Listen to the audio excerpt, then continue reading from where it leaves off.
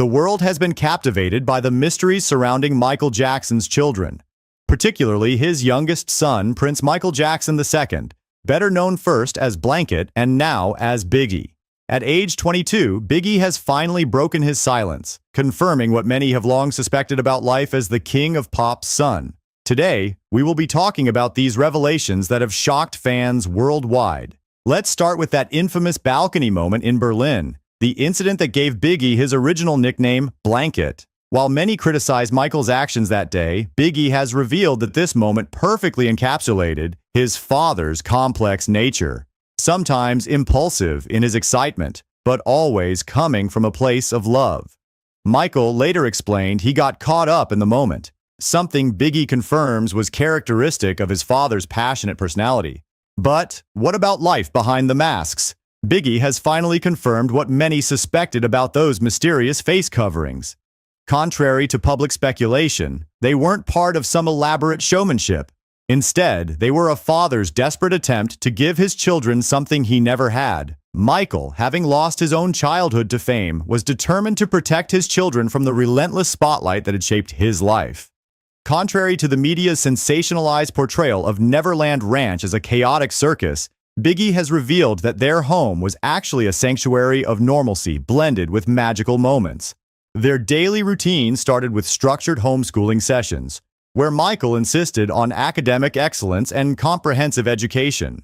Family mealtimes were sacred moments of connection, where Michael transformed ordinary conversations into enriching discussions.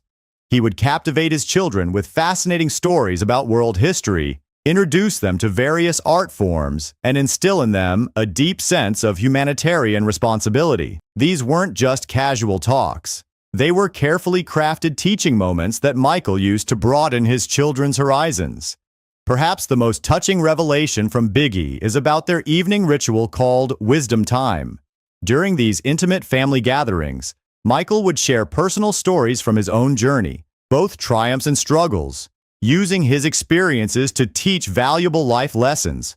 He would open up about his own childhood, career challenges, and the importance of staying grounded despite fame and success. These wisdom sessions, Biggie confirms, weren't just fatherly advice. They were the foundation that shaped our understanding of the world, our values, and who we wanted to become. Dad wasn't just teaching us, he was preparing us for life. The amusement park rides and exotic animals weren't just for show. They served a deeper purpose. Michael created these attractions to share joy with underprivileged children, something Biggie says profoundly impacted his own understanding of privilege and responsibility. The young Jackson witnessed countless moments where his father would invite children from local hospitals and orphanages to experience the magic of Neverland. Speaking of family dynamics, Bigi has shed new light on the unique bond between the Jackson siblings. The isolation that many criticized actually fostered an extraordinary connection between Prince Paris and Biggie. They developed their own secret language and could communicate through subtle glances and gestures, a skill that remains intact today.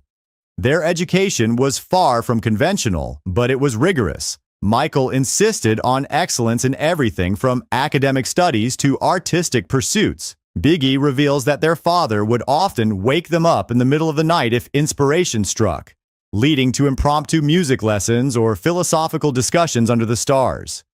Perhaps the most touching confirmation comes regarding Michael's parenting philosophy.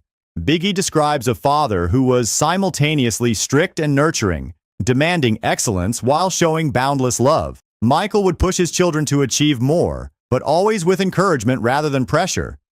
Even today, Biggie says he can hear his father's voice asking, "What's next?" The philanthropic spirit that many questioned during Michael's lifetime was, according to Biggie, absolutely genuine. He describes witnessing countless private moments of generosity that never made headlines. This legacy of giving has profoundly influenced all three Jackson children, most visibly through Prince's Heal Los Angeles Foundation. Recently, a significant conflict erupted within the Jackson family over Michael's $2 billion estate. The key issue arose when Biggie Jackson opposed his grandmother Catherine's attempt to use estate funds for ongoing legal battles.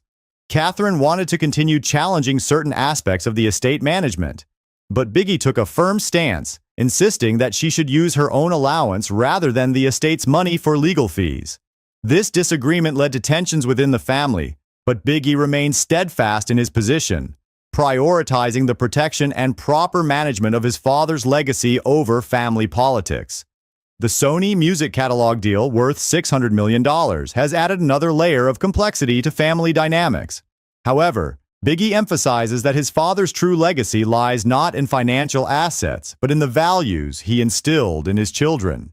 Each Jackson sibling has found their own way to honor their father while forging unique paths. Paris has embraced music and modeling, often channeling her father's creative spirit in her work. Prince has focused on philanthropy and video production, while Biggie has chosen a more reserved route while supporting various causes. The Jackson siblings, Prince, Paris, and Bigi, maintain an extraordinarily close relationship despite their different career paths. They've modernized their family bond through a group chat where they discuss important life decisions together, honoring their father's emphasis on family unity. Their support for each other is evident in their professional collaborations. Prince has taken on the role of directing Paris's music videos, showing his creative support for her musical career. Meanwhile, Biggie, though more private, actively supports both siblings' projects from behind the scenes. At Mandalay Bay's Blue Sapphire birthday celebration, fans witnessed a rare and touching moment when Biggie stepped into the spotlight alongside his brother Prince to honor what would have been Michael Jackson's 65th birthday.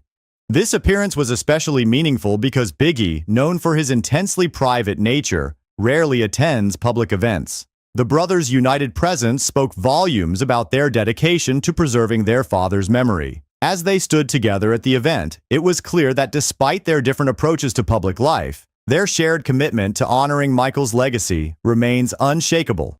Biggie has also confirmed something many fans long suspected. Michael's dedication to his children's emotional well-being was paramount. Despite his global fame, Michael would often cancel important meetings or performances if his children needed him. He attended school events in disguise and created elaborate celebrations for their achievements, no matter how small. The controversial aspects of Michael's life have often overshadowed his role as a father, but Biggie's revelations paint a picture of a deeply devoted parent. He describes nights when Michael would sit by their beds, singing them to sleep, and mornings when he would surprise them with breakfast in bed and handwritten notes of encouragement. Looking toward the future, Biggie has hinted at potential projects that would honor his father's legacy while maintaining his own privacy.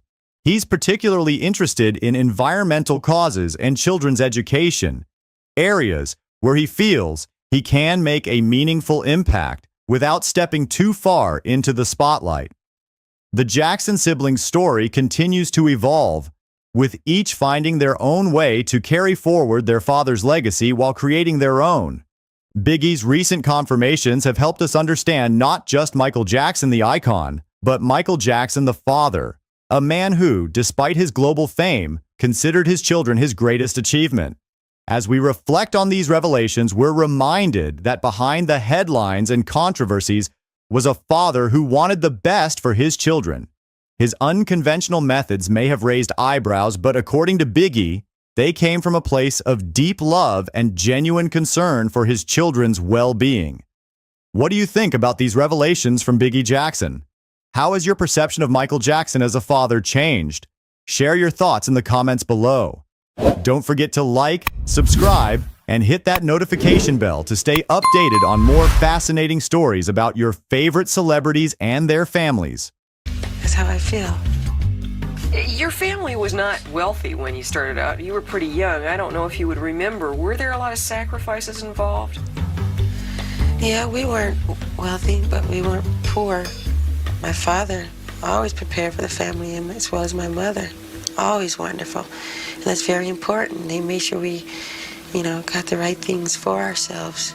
Strong parents, I think, are very important, especially in our situation. Michael Jackson's rise from a small house in Gary, Indiana to becoming the biggest star in the world shows both the bright and dark sides of fame.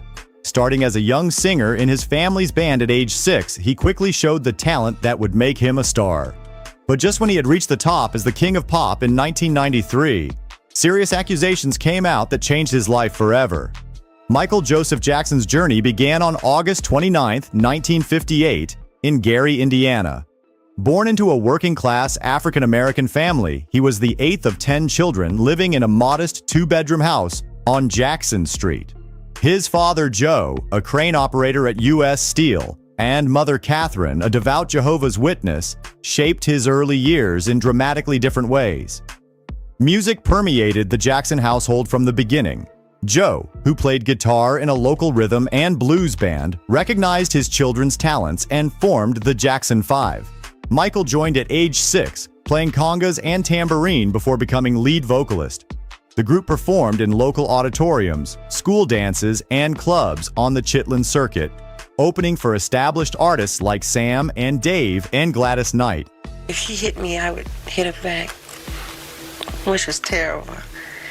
And I would run around the house and hide and all that stuff. But I would really get it more than anybody. Do you think your father was too strict? Yes. No, he's gonna kill me. Life under Joe Jackson's management was strict. Michael later opened up about the harsh reality behind their success, sharing that his father would sit with a belt during rehearsals, ready to punish any mistakes. The physical and emotional abuse deeply affected him. "I was so scared of him," Michael told Oprah Winfrey years later. "I would get sick when I saw him." The Jackson 5's breakthrough came in 1969 when they signed with Motown Records. Their first 4 singles topped the charts: "I Want You Back," "ABC," "The Love You Save," and "I'll Be There." The group's success led to a cartoon show and widespread recognition as pioneers of black crossover artists. It was recorded in Philadelphia, written by Gamble and Huff, and we really enjoyed doing it. And it's the title song to the album. It's called Going Places, and I think you'll be getting it soon, and it's doing very well here. Michael launched his solo career at 13, releasing 4 albums with Motown between 1972 and 1975. His first solo number, one single, "Ben," revealed his ability to connect with audiences through emotional ballads. However, creative tensions led the Jackson brothers, except Jermaine, to leave Motown for Epic Records in 1976. "The Love You Save" from their new album, ABC.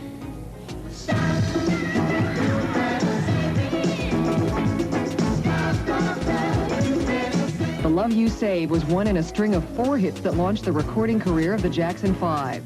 The 1979 release of Off the Wall marked Michael's emergence as a solo superstar. The album's sophisticated blend of pop and funk produced hits like "Don't Stop Till You Get Enough" and "Rock With You." During this period, Michael underwent his first rhinoplasty following a dance injury, beginning a series of physical transformations that would later fuel media speculation. Thriller, released in 1982, revolutionized popular music. The album spent 37 weeks at number 1 and sold approximately 70 million copies worldwide. Just a girl who claims that I am the one, but the chance of my son. No.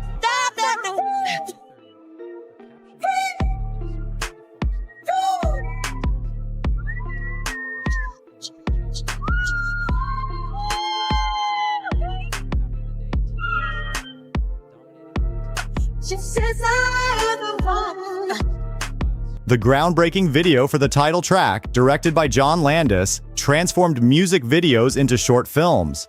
Jackson's performance of Billie Jean on the Motown 25 special introduced the moonwalk to television audiences, cementing his status as both a musical and cultural icon. The winner is Michael Jackson.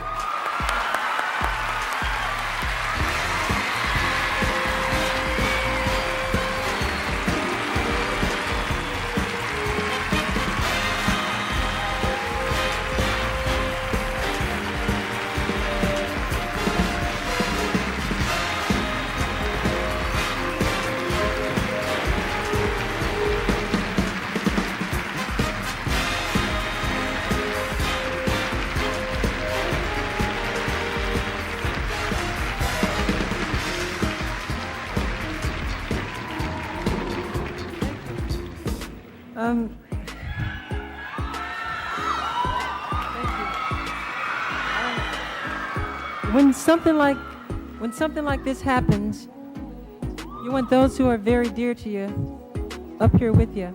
I'd like to ask for my sister, Latoya and Janet, please come up.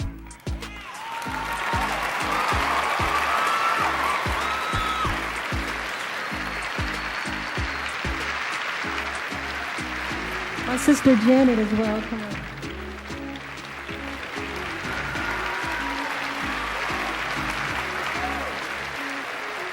By the mid-1980s, Michael's appearance began changing noticeably. His skin gradually lightened, which he attributed to vitiligo, a condition confirmed by his dermatologist. Okay, number one, as I know of, there is no such thing as skin bleaching. I have never seen it. I don't know what it is. Well, they used to have those products growing up. I used to hear always use bleach and glow, but you'd have to have about 300,000 gallons. Okay, number one, this is the situation. I have a skin disorder that destroys the pigmentation of the skin. It's something that I cannot help. Okay, but when people make up stories that I don't want to be who I am, it hurts me. The media often questioned these changes, suggesting deliberate attempts to alter his appearance. Jackson maintained he had undergone only 2 rhinoplasties and a cleft chin operation. I've met a lot of people in my life, and very few are real friends. You can probably count them on one hand. And Elizabeth is one of the most loyal, loving, caring people that I know. She decided to transform Neverland into its first Christmas because I don't celebrate Christmas. It is 1993, and this will be Michael Jackson's very first Christmas. It has taken me, I would think, about 5 years of talking him into celebrating Christmas at Netherlands, because I understood that if you're a Jehovah's Witness, they don't celebrate Christmas.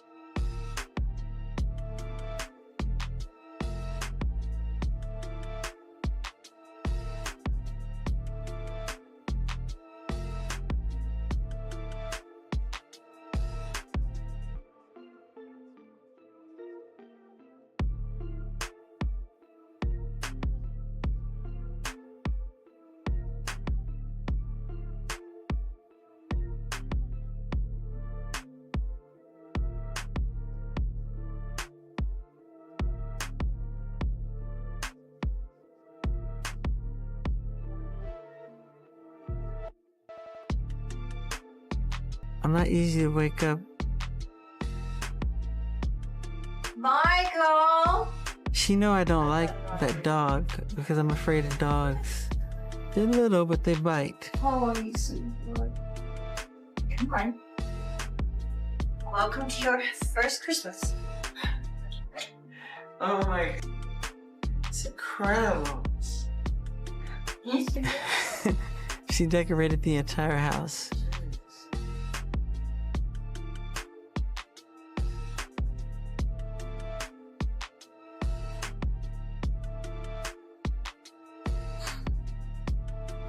That's yours. Santa Fe? Santa from Bel Air. Santa from Bel Air. Can I open it? Sure. At the same time, it's exciting. I felt guilty, too, at the same time. The creation of Neverland Ranch in 1988 reflected both Jackson's success and his complex relationship with childhood. The 2,700-acre property featured amusement park rides, a zoo, and a movie theater. It became central to later controversies about his relationships with children. Your knowledge, Mr. Jackson, were you ever accused of having sexually molested Brett Barnes? Won't answer that.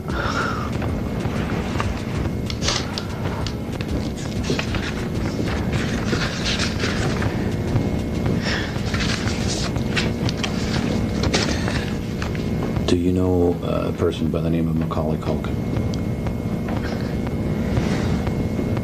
Yes. Legal troubles began in 1993 when 13-year-old Jordan Chandler accused Jackson of sexual abuse.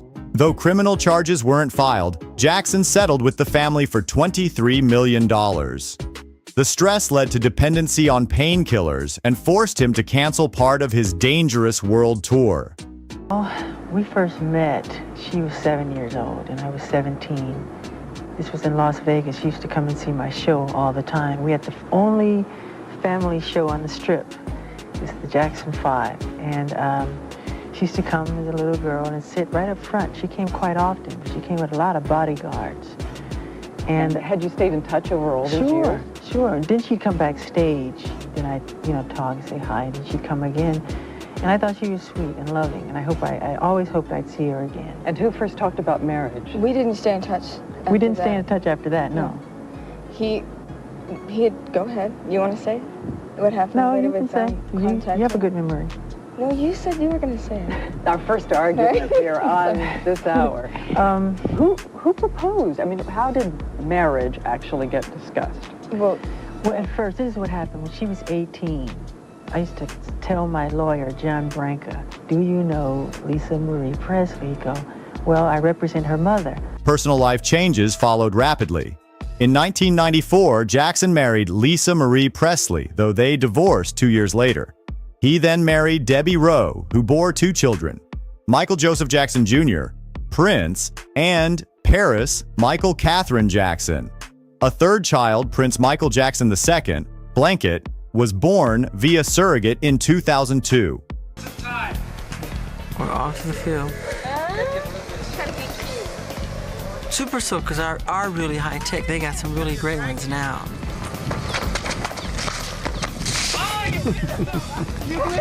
That's Mac's older brother, Shane.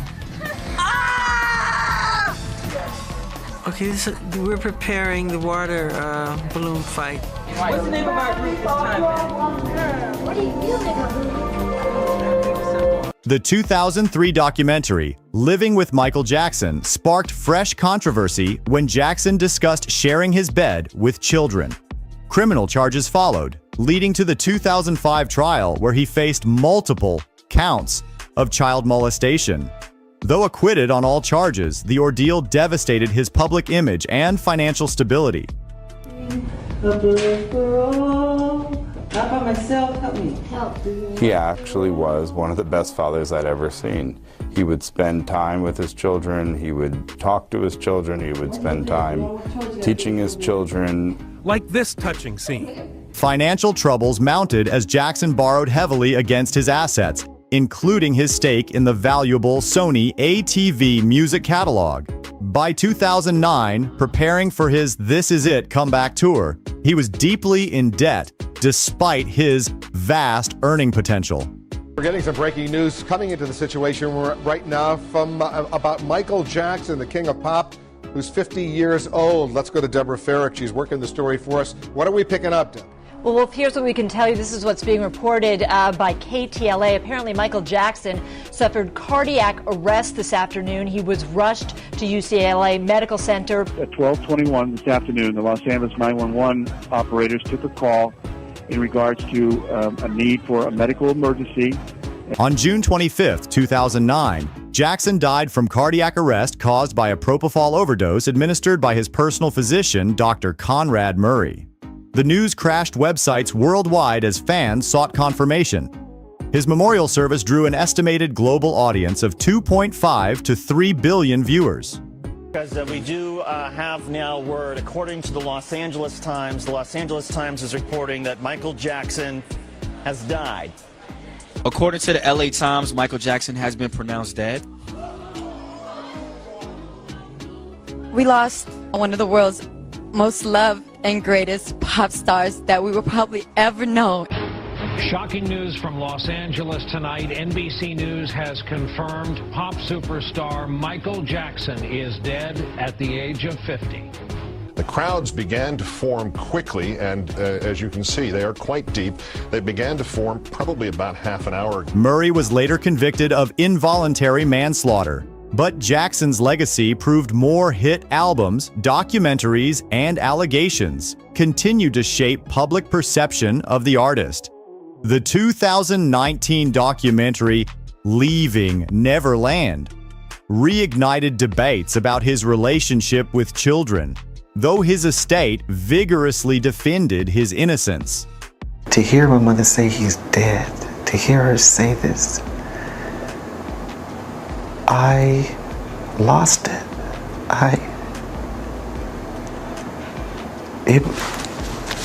It couldn't be. It couldn't be. My mother said he's dead. Michael Jackson's impact on popular culture is clear. He influenced not just music, but also dance, fashion, and music videos. Artists like Bruno Mars have said he inspired him. His rise from a child star to the king of pop shows both the good and bad sides of fame. I like Elvis the same reason why I like James Brown, Michael Jackson, Prince.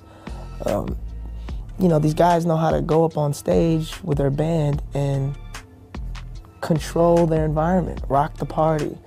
No tricks, no smoke, no mirrors, just raw talent and great songs. If you have to pick one that you admire the most, which would be? Who do I admire the most? James Brown or Prince or Michael Jackson? I think as far as music's concerned, I think no one has done it in such a big way than Michael Jackson. You mean his own music writing? Just everything, all around. Jackson's story highlights the cost of early fame, the pressure of constant media attention, and the transformative power of artistic talent. His accomplishments, 13 Grammy Awards, 2 inductions into the Rock and Roll Hall of Fame, and multiple world records, showcase his extraordinary talent. However, his personal battles with identity, relationships, and public opinion reveal the complicated human side behind the legendary figure. Michael Jackson's story continues through his lasting musical legacy, his children's lives in the public eye, and ongoing debates about his influence on popular culture. Even after his death, he remains a figure of fascination, controversy, and remarkable artistic achievement.